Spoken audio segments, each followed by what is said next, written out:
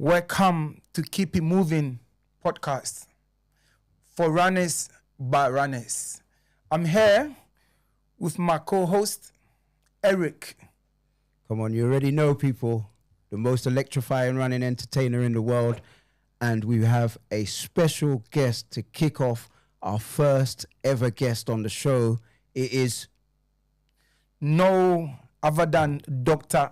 Badu, the CEO of Badu's Way. I don't even know where to start. He's done a lot for the community, but I'll let him tell you exactly what he does because he does so much. It's all under the Badu's Way. So, Nana, tell the audience what you do. Well, thank you, gentlemen, for having me and You're inviting welcome. me. I'm actually honoured because I'm in the middle of two very, and that connects the pathways for the most underserved communities through education, sports, employment, and more importantly, building a community. And then our work just spans from, like I said, working with schools, with young people. But everything we do is got the young people at the heart of it. Like, how do we make sure that they thrive instead of survive, essentially? But yeah. And one will ask, this is a running podcast, so why is it here? 100%. I'm wondering why. But the reason why is he's got a running club called Nana, what Badu's Run Club, that's one of the t-shirt, and I represent K.I.M, Keep It Moving, as well as Badu Run Club. And Nana, tell us, like, in terms of running and swimming and that you do for the community, just explain it to us. So our thinking, like, or maybe I'll try and keep the organisation out of it, just more on a personal. I'm about social justice, and I look at the health inequalities that exist consistently. So people might do running for it's a vibe, whatever it is. Like, it's great, a brand likes it, all that stuff. But I see the disparities in our communities, in what we can do around health and what it can actually do to help and empower and educate the community so they can live well. So that's what it all comes under. How do they live well? How do they feel the belonging? How can their children just see this and go, yeah, I can do that too, and normalize it? So I think with our run club and our swim programs, our cycling programs, all our sporting clubs, from children right up to, from tennis to water polo, you name it, it's all designed and done in a way that it's meant to be an entitlement to our community. They're underserved. Yeah. But if we serve them better, how would they view themselves in health? And then it's about when I talk about connecting the pathways, can they, from earlier, can their children and can our children dream earlier? Can they not just go, I learned to run at 30 or 40, but I'm an Olympian, or I compete. I'm not learning to do something. I am that thing, and I can compete, essentially. And then that's sort of thriving aspect. So, and then we normalize that health aspect. This is just how we live. Yeah. So when did Badu start then? When did it all start? Was it 10 years ago, 5 years ago? Oh, Badu started. There isn't. I don't think there's the only official date that we've got is this year, September. It will be our 20th year. Wow. So, Wow. Of 20th year of Wow. building underground, learning, understanding. Unofficially, probably 2 or 3 years before that, I would say I was just this driven individual that just needs to seek like a bit more, like, I felt entitled to it, like living well. I didn't like the fact that I didn't have enough options. So I think Badu just kind of came out of wanting to serve the community and just understand what children from our communities and young people and families from our communities felt they were capable of doing. Like I said, I came from Ghana, so my grandparents, my uncles and cousins will tell you I felt very entitled. Like, I was like, what do you mean? Like, what do you mean we can't do this? Type of things. We can do anything, basically. 100%. Yeah. Like, I just feel like we've already been blessed. So what are we waiting for? But yeah, it's 20 years, and we got to understand what were the barriers Right, okay. So some of the biggest challenges, what would you say over that whole 20 years, what would you say some of the biggest challenges have been for you? By the way, these questions wasn't prepped, by the way. So if they give me more notice, I'll give you a very corporate answer. No, we're very normal people, and we wanna get an organic side of you. So, like you said to us off camera, you don't really do these things. You're more in the community. You're more serving the community. You're more about putting solutions in place and stuff like that. So I know this is a little bit awkward, but we just want to get organic answers from you so that the people can feel it from you, you know? So for me, it's important to understand the challenges that we go through that, like you said, the community is underserved. Like, was it funding? Was it convincing people to help you out? We know you got a cafe. We know you do things in, you know, back home in Ghana. So there must have been lots over, that's 20 years, that's 2 decades. You know, some of your younger members probably don't even know that, you know. So it's important for them to see this and understand, okay, he went through this for us to get to here, to get to here, to get to here. So, you know, we understand that the questions are not prepped, but we want to get your organic feel of it. No, that's true, and I do think it's an important question to share the knowledge of like some of the challenges. Challenges. The biggest one I'll say, and now I'm a little bit older and wiser, would be understanding myself. I think that's I could definitely see the walls and the barriers that exist, but I didn't understand how I also got in my own way. Right. And almost time lets you understand it. So that'll be one of like, and I'm still in that journey and learning. Other things was about knowledge, like the access to knowledge. I think access and knowledge are 2 powerful things. I believe that poverty of knowledge is where real poverty lies. Is that we don't know what we don't know, so therefore we only live in a survival mindset. Right. And I think that's one key aspect. So lots of gatekeepers of knowledge, and also understanding our community in a survival mode. So things would have been easier if we all wasn't just surviving. Right.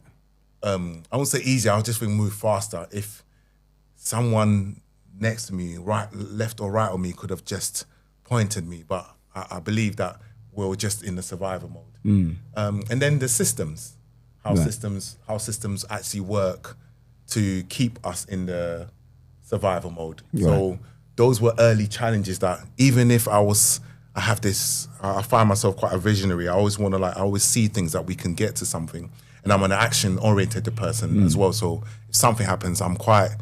My wife will always go out, like try and be the one that protects me from myself, but I see no fear in just let's just go and do it. Only God can stop us, type of thing. Yeah. But when I get there and I realize that sometimes my community are not ready for this, and I have to understand why, and why sometimes because they've got receipts of being let down, being hurt. They've heard this before, so I had to really learn. So I'll say it's multiple layers.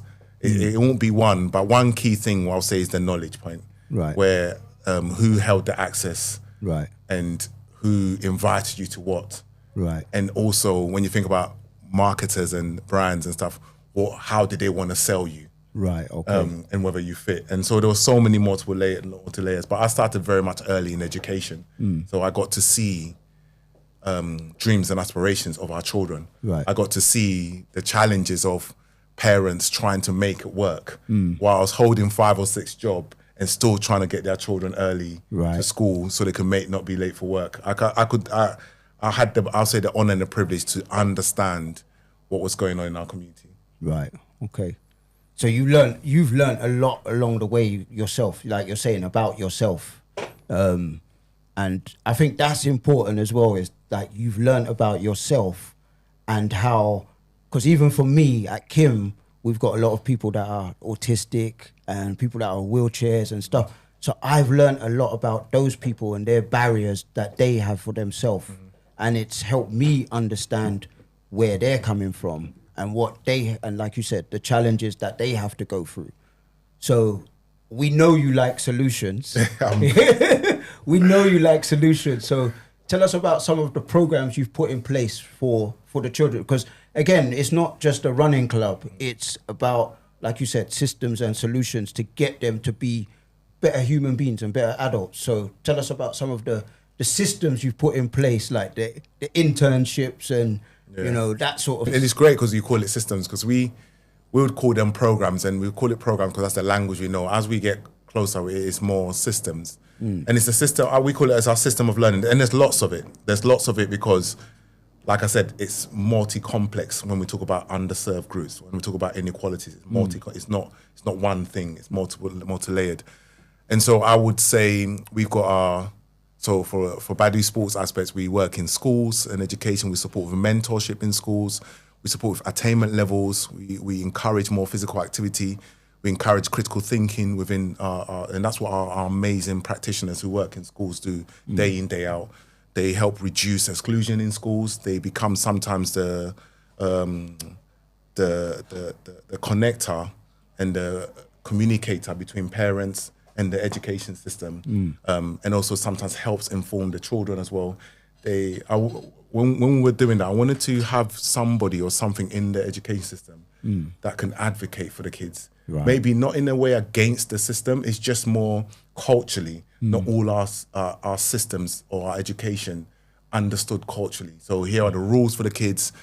For instance, this child doesn't look at me when I'm talking to them, they're rude. It's like, no, culturally, they're not allowed. Right. Like, or so on. So it's just little things like just helping that. And that's what our fantastic coaches do.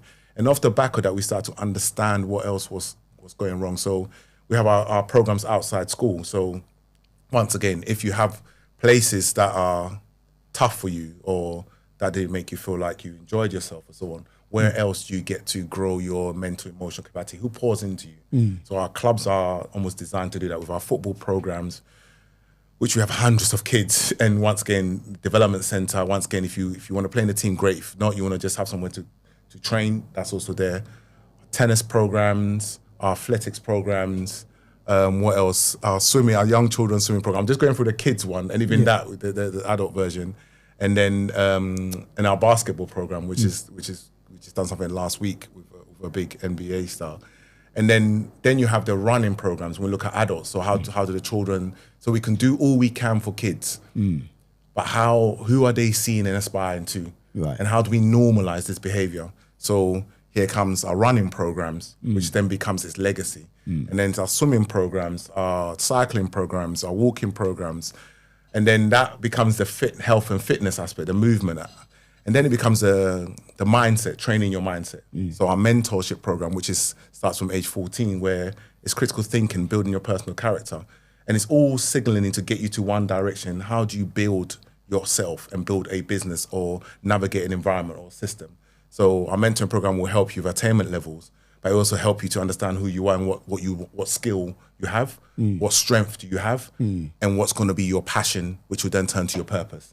And then you live well because you're working in your purpose. Yeah. And so our mentoring program is, I believe, is amazing. It starts from 14 right up to 30, because we design things for that long, because most programs will go, 14 to 16, then 16 to 18, but if you're underserved, that means at every critical transition point of your age, you need a different answer. Right. We don't have those networks. Yeah. That's where poverty lies as well. We don't have those networks where someone is going to just come and, I now want to be this banker. Cool. Who in your family is that? Yeah. If that access point is denied, where's the network we can build? Yeah. So now our running program that we have with all these adults that are involved, and Emilio will tell you, now also becomes a network. Right, okay. If he's a business minded and working in Africa and kids are thinking about economics and how that works, then our mentorship program should correlate with our running program for the mindset. Right. So to running program, they're thinking they're doing something amazing and they're having a great time, that's fine, but they are part of the ecosystem. They are the knowledge that we already know exists. Everyone in that program or anyone in the running group has got a job in marketing, has got a job in doing something, or might not have a job, or whatsoever. It creates this network. Right. So it's more than just we've turned up, done a run, got a medal, and it's great. It's about, no, let's build the network and the community because that's what's going to help enhance the wider community. And then finally is how we pay it forward. Yeah. And we pay it forward by what is happening back home, what's happening with on the data centers around Black women and girls globally. Right. So we have our own conferences around that. I think this year we run the only first UK Black Women in Sports Summit, which was also backed with research. So we don't just do things. We have a research with real conversations with the most underserved groups. Once again, it's the ones who would not have a voice. Right. Not the ones who would have a voice on camera, like sometimes like us, or those who would already in the media and have done nothing wrong with that. They've achieved amazing things. But there's another layer to our inequalities, and those quietened voices, those voiceless communities. Yeah. How do we get their views, and how do we build for them and they build for themselves? Yeah. So like I said, it's multifaceted in terms of how we build. And to be honest, I'm working it out, and we're as a team, we're working it out as we go along. We're learning every day, but we're so blessed that in that space and how everything intersects. That's why I said we connect the system, we connect the pathways, so that potential can actually see its talent. Yeah. So Nana, I just want to touch base on something, like, because I run for Badu, so I know what goes on. But I want you to explain to people that it's like, it was 2 weeks ago, you took over 100, if not over 100 started, but ended up to be like 80 or so that competed in the T100. And the reason why I'm bringing this back, I want you to tell the audience about one lady. Her story is so touching, and Keep It Moving podcast, that's what we want to encourage people to be active. And you know the lady I'm talking about. Okay. So can you just tell the lady's story? Like, because when I heard, it was so touching, and this is kind of a story that we want to hear on this podcast. Yeah. I think one of the key things for us that our communities are suffering with, like, trauma and loneliness that we don't see. We could judge them or judge people from a distance and not realize what they're battling each day. Yeah. And one of the key things about building belonging in our organization or our community, I try not to give too much away because my wife, who's in charge of strategy and the business development, we're like, you keep telling everyone the thing, the magic, the source. But also, to be honest, we don't care about sharing it, because if everyone can think through and think deep about the opportunity they have, are they doing more with it? I think we'll start to address some of the inequalities ourselves as well. 100%. So I'm going to park that one there. But yeah, like the T100, this is I don't know if it's our 5th or our 6th one that we've done. 126 or 120, I haven't got the numbers right. And 120 plus, anyway, people joined the journey. But I also want to go back to before that, even, because there's always before that story and before that story. But the one immediate one I want to go back is the year before, where we had, we're trying to invite 40 Black women to take part in the triathlon for the first time. Right. And we always like to do things around the most underserved group, because we believe that, like, if they're the most underserved, like, they will teach us something, how we build better. Yeah. So those 40 Black women actually help enhance the experience for that 126. There's no way that would happen. And we kept it so simple. When we asked them, when we were doing with the 40 Black women, they were explaining about just feeling safe, belonging, and just positive engagement. Like, it wasn't about the sports, it's about how we made them feel. Yeah. It's about the connections and relationships that they developed. And I think that's what we do in our run programs and all our programs. We make that a fundamental thing. So I forget sometimes that this is also other people's therapy. Yeah. This is their escape. This is their journey. And that's just that. And they always remind us, the belonging bit and engagement is so important. And then we have several different stories, people that are over 70, but also there's people that have also had some people close to them drown. Right. And they didn't have the resources or the knowledge or the capability at that time, because they're underserved, to do something about it. So it haunts them. Yeah. So even when we're doing our Learn to Swim journey, we have to understand that, once again, as I started, at the top of this question was, so many people are going through stuff and battling something and building their capacity. they are braver than we actually think. And all I see is when I see people do that, win, lose or draw, they are, they're just powerful beyond measure. Yeah. They inspire me so much more because they're climbing and doing something that is, I would say, I don't know if I would have the courage to revisit that experience to be the person I needed. And that's what they're all doing. They're all trying to be the person they would have needed. So it's part of this it's multi-layered.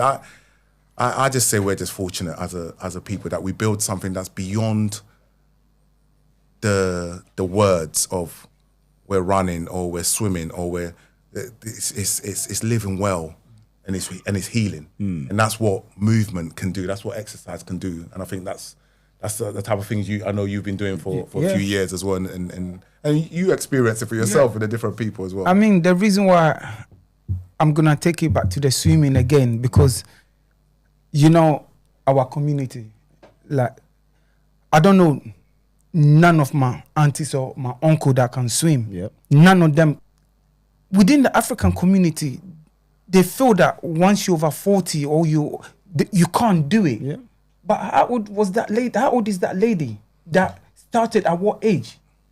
Yeah, and I think and that's the thing. I try not to be as, because I think sometimes our communities need to know, like you said, those powerful stories. I always try not to, because I feel like sometimes that's their story, that's their story, and that's their thing, and in that voice. But what I always want to recognize is that story is not unique in our community. 100%. It's just there is nowhere to put it. Yeah. No one wants to hear it. Yeah. The easiest thing for people, once again, people, brands, all the stuff that we like, and that it's look at my amazing trainers.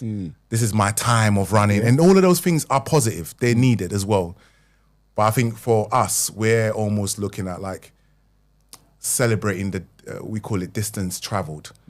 That's the distance traveled is like, it's the fact that it's not that even she's learning to swim or is able to swim or able to run. It's the fact that they made it to the pool. That I'm like, my goodness, like that is powerful. Yeah. And we all have loss and we all have gone through trauma, and every one of us will go through that, know that the most difficult thing is to revisit the place that cut you the most. And the story, there's sounds, there's pictures, there's music that comes out.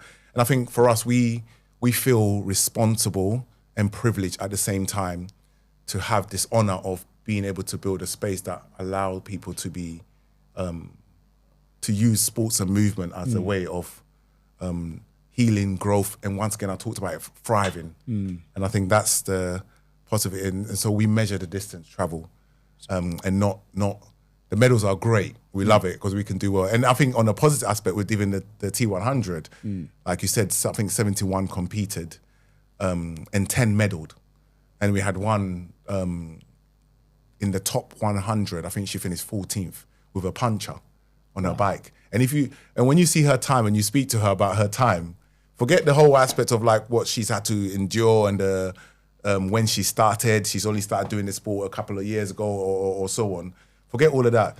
And this is what I mean about thriving. Her biggest thing is, if I had a better bike. You see what I mean? Now they want to compete. Yes, yes. Now there's talent. Yes. But you've given them the confidence to be able to do that. So just like you were saying, you know, you're Ghanaian. My dad's Ghanaian. I remember my dad learning to swim when he was in his 50s in this country, and he used to take my son swimming. Now my dad swims better than me. But I always had the assumption of he grew up around water. He grew up around the coast. So you must be able to swim. Why couldn't you swim? So here's the fundamental thing is why our culture doesn't swim when we've got the water there. Why we don't take advantage of the things that are around us that are there. But with that lady, you've given her the confidence to be able to say, hold on a minute, I can not only just swim, I can not only just ride, I can not only just run, I can compete. and I could be better. And I could be better than I was last year and the year before. And my missus talks about it a lot. So she's now at a stage where she wants to compete, and she's looking at, why are there black women that are not competing? Why are they just willing to be participants rather than competing, maybe not at the top level, but striving for that level? And I think what you just said is important, that you've given her the confidence to be able to want to compete. And next year she's going to come back stronger. Next year she's going to be able, maybe you're going to get a program to get bikes, to get a better bike, so that she has a better bike, so she feels more confident to be able to say, okay, I'm going to get a better time. I'm going to smash it. I'm going to crush it. And I think that's something that, from what I'm getting from the whole Badu feeling, is the building the confidence and the discipline and the consistency, not only in kids, but in the adults as well. So like you said, if they've got something to look at, like my son, he looks at me like an inspiration now. He's run London marathons with me. He does exercise with me. So we need not only just to build the kids, we need to build the adults and give them the confidence to be able to keep the kids going when we're not there. You know, so I think for me, that's what I'm getting from Badu, is that, it, like you said, it's the live well. You've mentioned that a lot, live well. I hope that's in your whole ethos. Yeah, it is. Well. Our live well strategy. I mean, one of the things I want to definitely say, I do find it uncomfortable when I'm told that I haven't done anything personally. I would say, it's not me being humble, but I'm very blessed with an amazing team, and that, what I would say is, that's the thing I focus on. Do my team and do the people that are part of our team fully understand what we're doing here. Right. It may not be glitz and glamour, but we're so privileged and proud to be who we are and how we get to serve. Yeah. That's the thing. So our swimming team, we built our own swimming teachers and groups. Okay. We did it. So once again, we understood that we don't get many chances for people that have gone through so much trauma when they give us their trust again. Right. We cannot. We have this thing where we say cause no more harm. It's so important to us. Even to the point of somebody walking to our cafe, we should feel like it's an absolute honor and a celebration that they got to walk into here. Now imagine every child in our community walk into somewhere and they're looked at like, we couldn't wait to see you. So in the midst of when we're building our infrastructure, and I say infrastructure, and I say in terms of, getting with partners to get a swimming pool, working with systems to build our own swimming teachers, training our teachers and our staff to make sure that this is how you conduct yourself. Yeah. Making sure, knowing that all our staff are also all going through something. They're also human beings. Knowing that our own in-house therapists, that's so Charlene, who's out we everything is designed in a way that is, how do we cause no more harm and how do we learn? Because I don't know who's hearing this, but personally, I believe that God hasn't made any mistake. Everyone is perfectly designed. It's the environment that is not. Yeah. So let's build the environment. Okay. Because within that, there is already a made star. So the person I'm talking about who medaled and in the top 100, or I think I'll say top 20, because in the country in the Olympic distance, that's already in her. Right. But we wouldn't have known that if we didn't build the environment that allowed her to demonstrate what it had in her. That's why I say underserved. Yes. And I think that's important. And we can, and even people in their trauma or everything they go through, I believe that you didn't go through all of these things to just go through all of these things. There was a message. There's a grit. There's a what do you call it? There's a fight. There's a resilience. There's power. Yeah. There's something in you that you're still, after all that, you're still here. Yeah. After all that, all of us, every single person. So I think that's where the Badu way, I'll say, comes from our philosophy, that we have to build and make sure our children dream beyond where they stand. And that whether it's through the person, and you hear it often, I never thought I could do the marathon. Yeah, you thought that, and we understood you thought that, but because we've had the opportunity of seeing so many people say that, Yeah. we already believed what you were. Right. We're just gonna believe in you until you believe in that. Yeah. Don't worry, we're gonna hold that for you in that environment until you run that marathon and you go, yeah, you run the marathon until you run your first 1K, or you do your first, or you even show up to your first run club, or you follow up to your first swimming program. We only almost hope and pray that you give us another opportunity for the other side, because the inspiring thing is that those people's stories is what I want our children, the future generations, because that's legacy. You have to build. You can't do run programs without legacy. You get a nice training, you run around and you take pictures, you snap it, and it stays on the gram and so on. That's great. That's not legacy. The legacy is who in your family, and everyone might do this, but who in your family, who in your close circle, who in the estate, is feeling that, is seeing that, is inspired by that. Yep. That's his legacy. And that can't be, you can't do that because that's the outcome of the funding you've received. So if it runs out, What do you do? so you almost lose yourself in your why. Some people run because they want to run and challenge yourself. That's also fine. That's legacy. That's the story.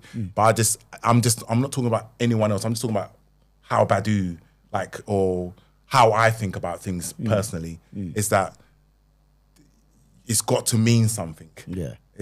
You can't have lived and experienced all of this and there was nothing you left the next generation to carry on and build. People talk about generation wealth often, and I think about generation health. Yeah, 100%. Like, how do we master that as well, as both? They go hand in hand. 100%. They go hand in hand. But I know you talk about Badu, but what about you? What's your personal achievement? Have you run a marathon? Have you done a T100? Have you done a triathlon? What's your personal achievement that maybe you thought you couldn't do, but you've done it now? Like, everything the community is doing, I never thought I could do. So first one is I stopped talking to Emilio for a few weeks or months because he trained me for the marathon. For my first marathon. He's like, you should just do it. You should just stand up and you should just... and he said, we're going to do this, we're going to do it. And he literally pushed me beyond my capacity. So everything I'm preaching to everyone else, he made me do it as well. Okay. So that was an achievement. And it started with our first 5K and so on. But also there are individuals that in their midst of me pretending to train them for their first 10K or 15K, they ended up training me. Right. So this is the thing when you believe that the community, it's an exchange. There isn't anything we're just doing by ourselves. They are feeding us as well, our community. Yeah. So the marathon I've done the marathon, and then I've done the triathlon, once again, learning to swim like everybody else with the fear. But also for me, it hit a bit differently because I did it with the community. And remember, I'm who I am in my community in terms of, and the shame and the fear of not being able to, particularly as a black man, not being able to do something felt extremely scary for me. I'll be honest. I was vulnerable in that space. And many people, and I was just like, but I had to go through it with them to fully, because it's a thing I believed in. Yeah. And it put me to the test. So doing the triathlon, I remember the second time I did the triathlon, everyone thinks it's the one time, and it's like, no, the second time I was doing it was actually bigger fear than the first time. Wow. Because I actually knew what was coming. Right, okay. And so I remember thinking the second time I was going to actually pull out. And there was one young boy that was also really scared. And we were going through it, and he just got a bit quiet. So I walked up to him. Yeah. And I thought, let me just zip him up so he can go. And then when everyone goes, I'm just going to pull back and just say, I hurt my leg, or, this happened. Make some sort of corporate excuse. And everyone will believe that because it's... And he was saying, I can't do this, sir. I can't do this. Like, I know I can't, I just, and he was just, I was like, so I zipped up his wetsuit, and I gave him the talk. I said, listen, we have to do this. I'm going to be in the water with you. I'm going to be... Yeah. And in that midst talking, I was cussing myself because I was like, I've been telling myself I know this couldn't do it. But it's so powerful for me. That moment's more powerful for me because I now had to do it. I promised him something that that he fears Yeah. and worries. And you couldn't go back on that. And I promise. couldn't go back on that. So I had to dig deep into my own fears and worries and shame and believe, because I believe so much in him. I had to believe so much in myself. When I think back to my second triathlon, everyone will say, I think it's when I turned 40, I think, or third, I'm not sure. But without him and that conversation, I want to be able to do it. Right. He believes. Yeah. If you interview them, they'll say, "Oh, when I had a talk with Mr. Badu, I almost didn't do it, and Mr. Badu taught me, and he helped me to do it, and then I feel really great." And I'm listening to that going, "Boy, if you know what you did for me." But now he's hearing that story. Yeah. He's hearing that story. He's hearing that he also inspired you to do it, because the same fear he had, you had. You know, he looked at you like you were Superman. But you looked at this triathlon like it was your kryptonite. Exactly. And talking about fear of doing stuff, yeah. Do you know when we was training for the marathon, yeah? Yeah. I could sense that he didn't want to do it. At all. I could sense that he didn't want to do it. Like, he's not sure if he could do it. Yeah. And I was thinking, I said, how can I make this guy believe that he can do it? So I said, okay, Nana, let's run a 15K. Yeah. Do you understand? And see how you feel. Yeah. And after that, we'll be able to tell whether you can do it or not. Yeah. Mind you, the marathon is 42K. Yeah. So I said, okay, let's run to Elephant and Castle. Even that. That's Even why that. Who does that? That's why he stopped talking to me. But I know that once I take him on that journey, Yeah. he will believe. So we started at the calf. We ran to Elephant and Castle. When we got there, he still had energy. Yeah. So I said, okay, Brixton. Yeah.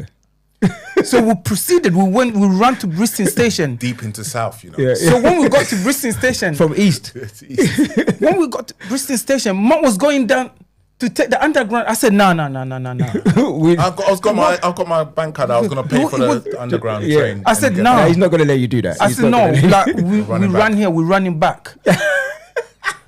And trust me, we ran from the calf to Brixton and back. After that, he knew he could do He it, knew he because could do you do it. understand? Yeah. So you just, sometimes people need a push. Yeah, yeah. You had to be, you know, like in the car before, you used to have the choke. Yeah, that's how I used to see it. You have to be the choke to get the car started. Yeah, and Emilio was your choke. Yeah. So as much as, and that's why I asked you the question about your personal achievements, because as much as you're talking about Badu, we could see how passionate you are about Badu.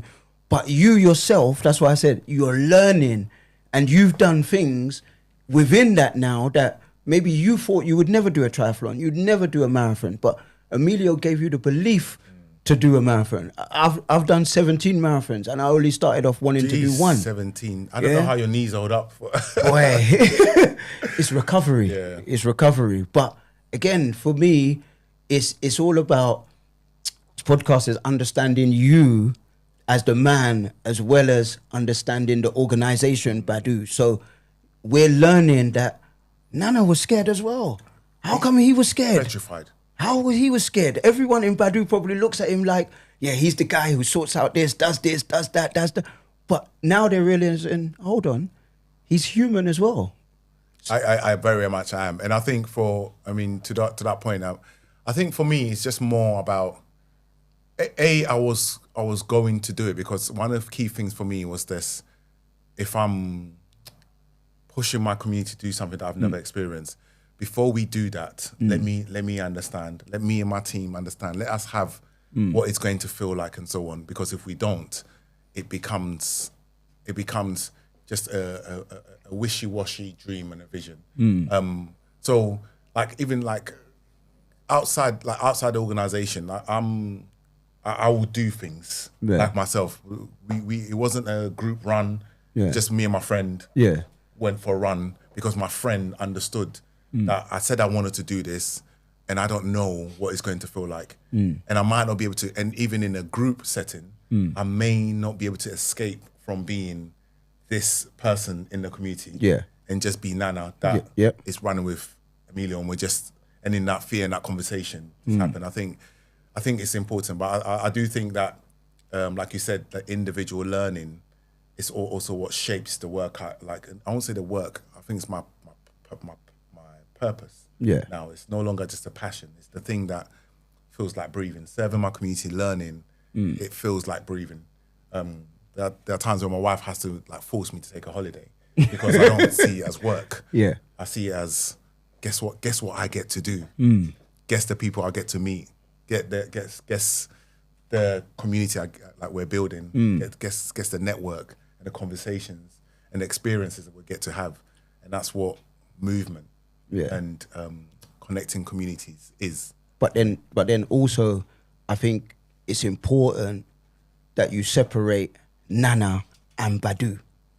What you just said there, I think it's important that you still get to live as Nana and not just Mr. Badu, who is this guy and who is this all to everybody, but you also have to be yourself as well. And like you said, just going for a run with your friend, that's something that you may not get to, like you said, experience in the community because everybody's expecting you to do this, but you're fearful. So you have to separate who is Nana and who is Badu. So I suppose that's been hard because, like you said, this is your purpose. You feel it. For me, I feel K.I.M. It's like my baby. It's like my baby. I want to always collar my baby. I don't want no one to harm my baby. I don't want to give it to no one else.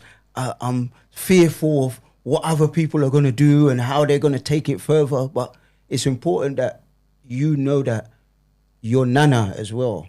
I think that, you know what, that is so true.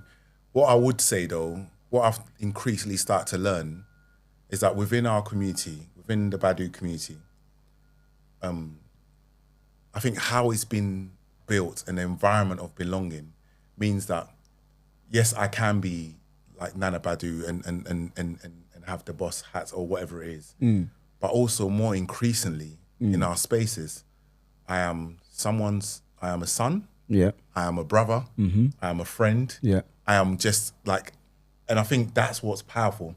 I can come in and someone will say, all right, this week we're going to do this and so on. Or he will say, I'm taking a warm up. Or someone else, like there are, like one of the things I look at is like, I actually just turn up to our events and our spaces as a participant. Yeah.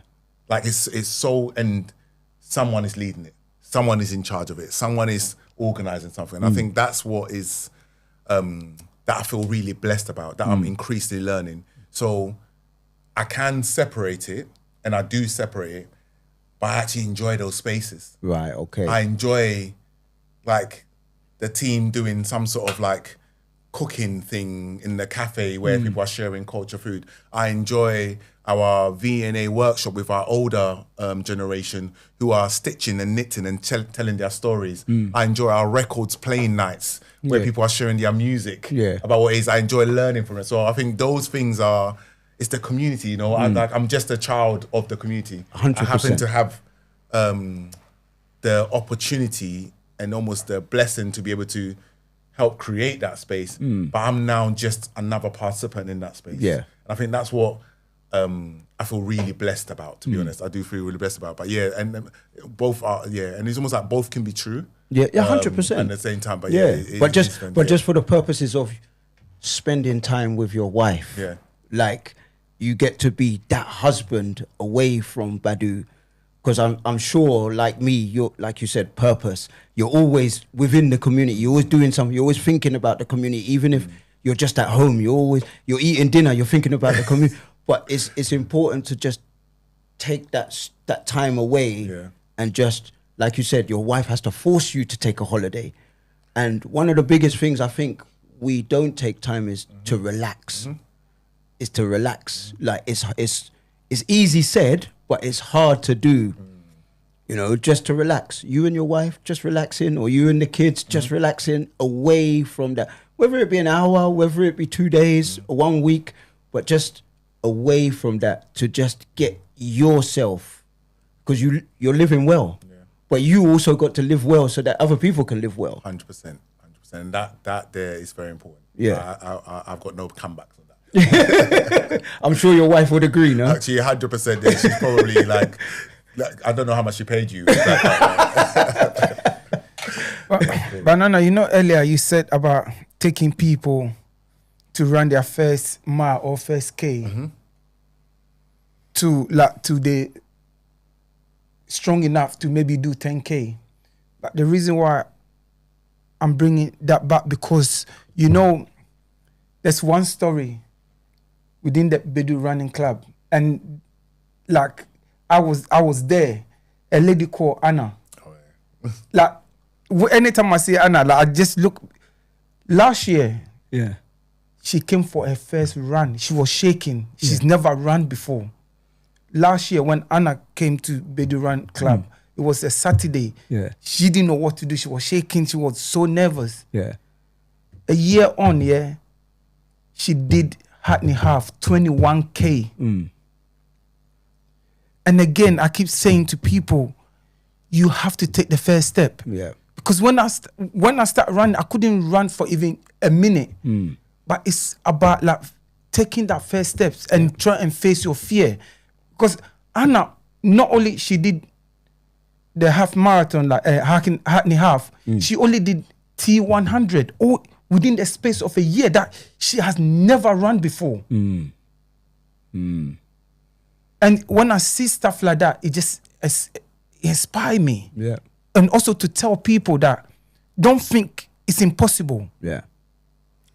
Yeah, I think what you touched on is so important, because remember, when Anna was coming to meet us, she wasn't coming to a running track. She was coming to the cafe. Right. So at any point, if she wanted to, she can sit and have a cup of tea and then come again another time. Right. And I think that's what we really concentrate on. Yeah. We honor the fact that you showed up. We're not expecting anything else of you until you're ready. And at those times, not just Anna, but most people are said at the top that we are increasingly living in a very lonely world. Right. Like increasingly, because because you're time poor. You're constantly chasing to survive. So you're working, doing this, so you're less connected. And also we've got a lot of virtual opportunities now. Right. So you don't, the things that help you emotionally, mentally, that human connections are increasingly declining. Yeah. And it's our responsibility to build it back up. I believe. I like to hold ourselves accountable. So if you wanted to join our run program, or you want to join any run program, I think about what would make it difficult for me, someone like me. Like you'll be surprised when we worked with like large brands and stuff, and they put on events and they used to invite us. Some of my team would know, would know how anxious I felt about going into those spaces, because you have to be vibes.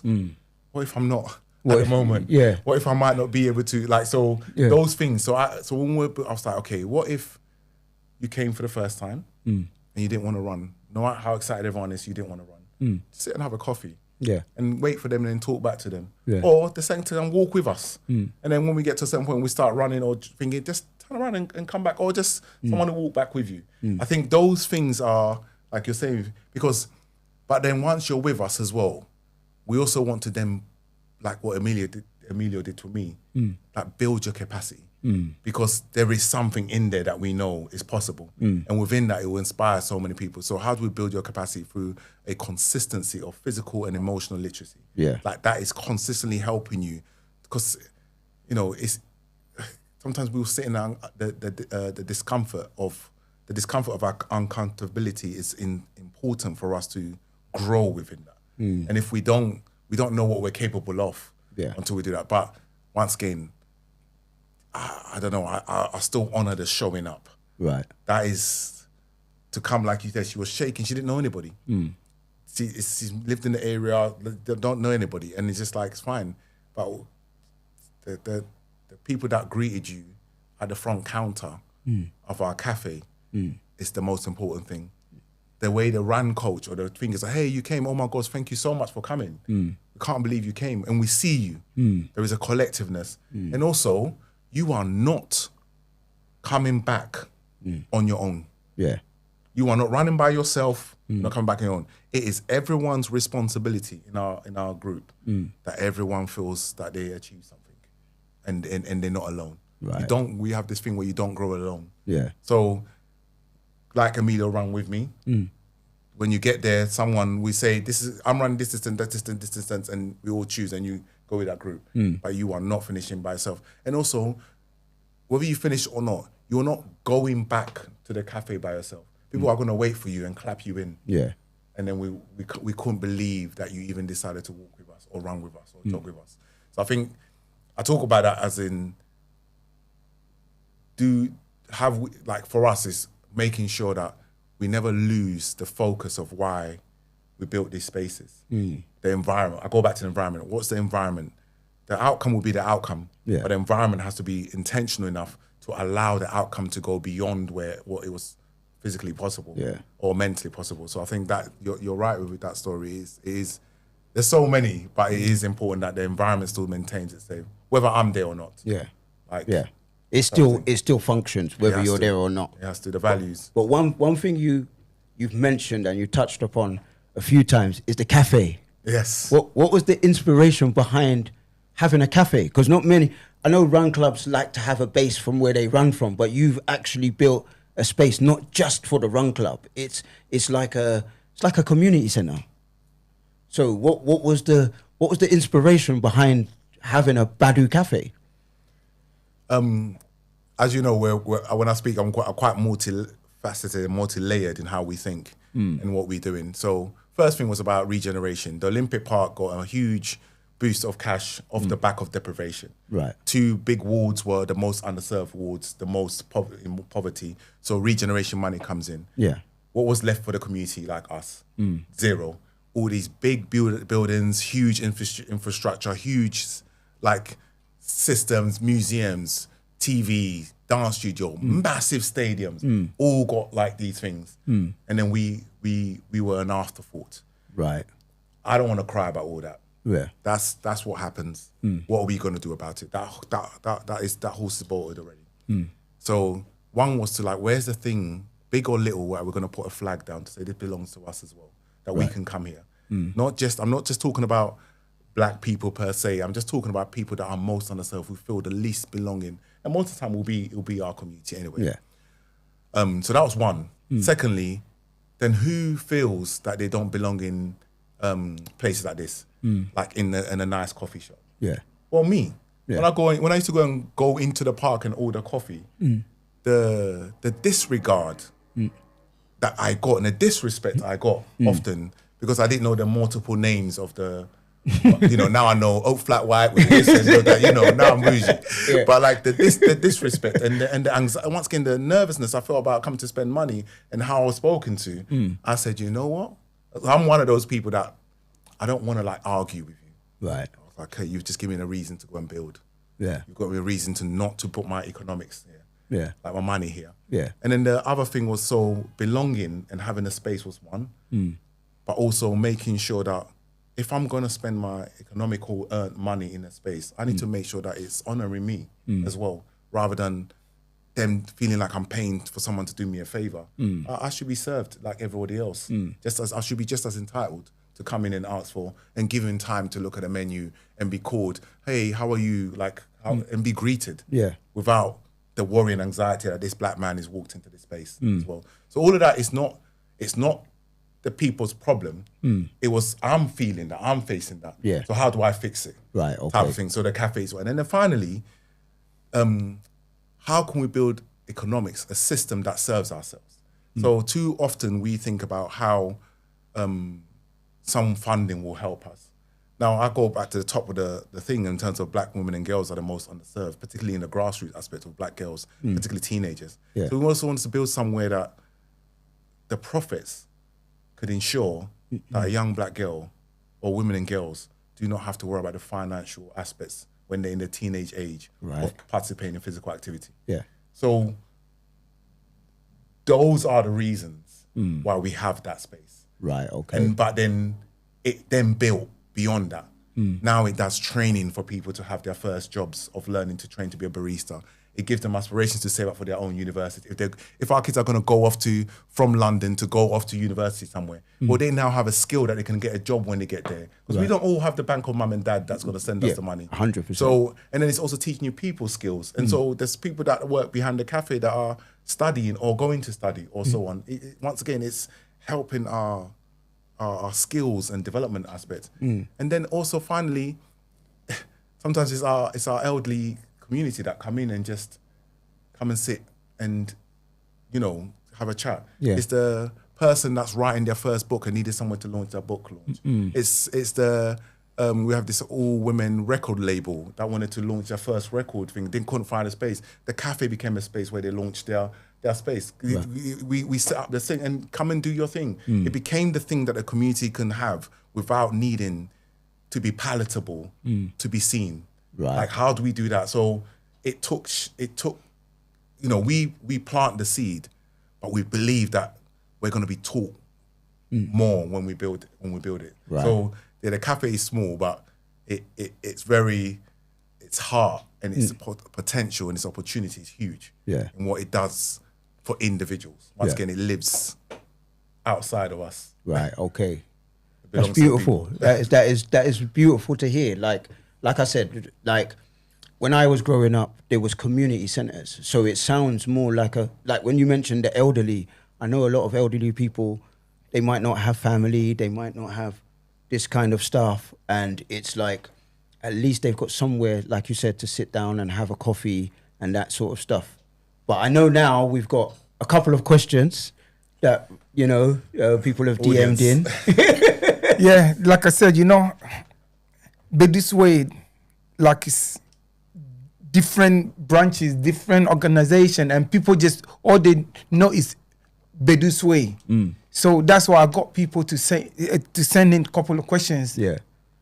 And people did send questions. So if you go onto so you can help me. First question for Dr. Badu. Is it true that your worst running client is your wife? Yes. I definitely from my wife. Yes, I remember her first 3, 5, and 10K.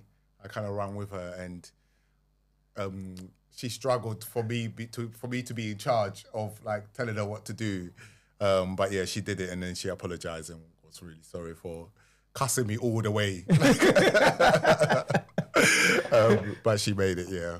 She is. And I don't train anymore. I don't. She runs with other people. Okay. I mean, yesterday she did 10K, and 10K is now her standard. But I do remember her first 10K.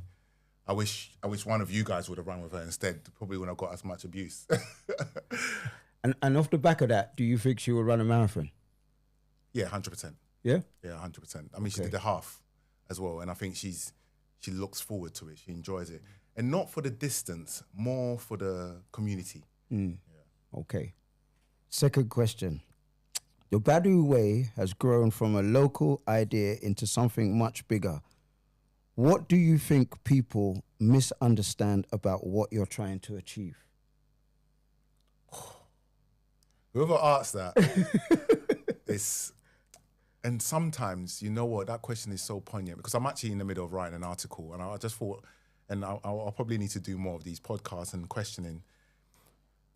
I think the Badu Way or the organization from a community started with a question. And the question is well, why can't we just do this? Or what do you mean they can't play football? Or what do you mean that they're gonna get in detention? What do you mean we're trying to prevent knife crime? What do you mean why are we not building? Yeah. And so what now, I'm constantly thinking is are we asking the right questions for our community? Or are we just answering a predetermined question? And so, I don't know, I don't think it's everyone understanding. I think I personally believe that we're unique in how we think and how we approach things and how we see the fragmentation of systems and how they need to be connected and work better for us. I also have the thing of, I feel so privileged to be from my community. I feel like we're blessed and we're just not tapping into our blessings. Right. And I think that's the thing I keep learning about my community, and that's the thing I need to explain better. I believe. That they're missing the blessings. We probably, and it's not their fault, it's not our fault. There are systems that's put in, that's designed in a way of, we're waiting for validation. We're waiting for whatever, through just mere prayers. But even in our prayers, we're not seeing the opportunity that we prayed for. Right, okay. But that's just me personally. That I won't say that's for the whole organization. We're doing a lot more better about trying to communicate that. But also you get boxed in, don't you? Like if you're a grassroots organization community, the very system that labels you as grassroots community find it hard to see your growth. There's only a box designed. There was no space for you to be in this level. It doesn't. They're like, no, you're meant to do really nice things, and you stick plasters on stuff. Whereas Badu wants to prevent the cut in the first place, so we don't need no plasters. Excellent. So, end the show. I did the introduction. So, listen, I say this, yeah, it's been an absolute pleasure for me to have you as our first guest as well. Wow. Yeah, our first guest. We have to go and eat wache. But it's been a pleasure learning about Badu and helping other people understand. So maybe now they will get inspired to start things just like you have started things. Rather than waiting for the answer, they're looking for solutions. And that's what I got from talking with you. And I hope the viewers got the fact that he looks for solutions and not just complains about the answers.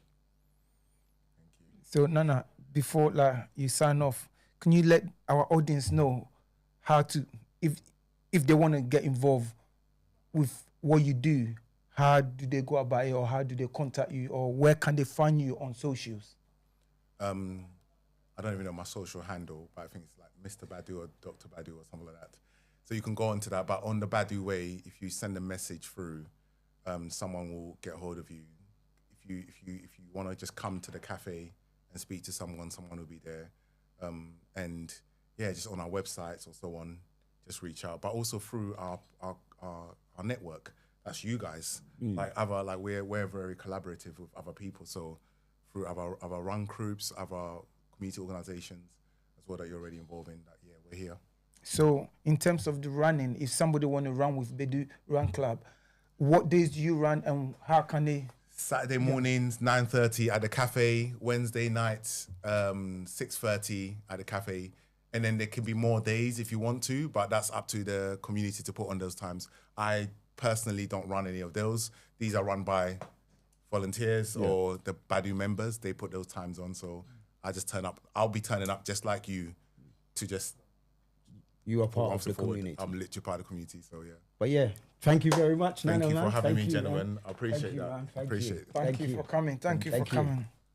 So guys, if you want to be another Anna story, Badu's Way on Instagram, just send them a DM and join the running club, and you'll be another honest story. And you can't do it. There's no such thing as I cannot run. You have 2 feet.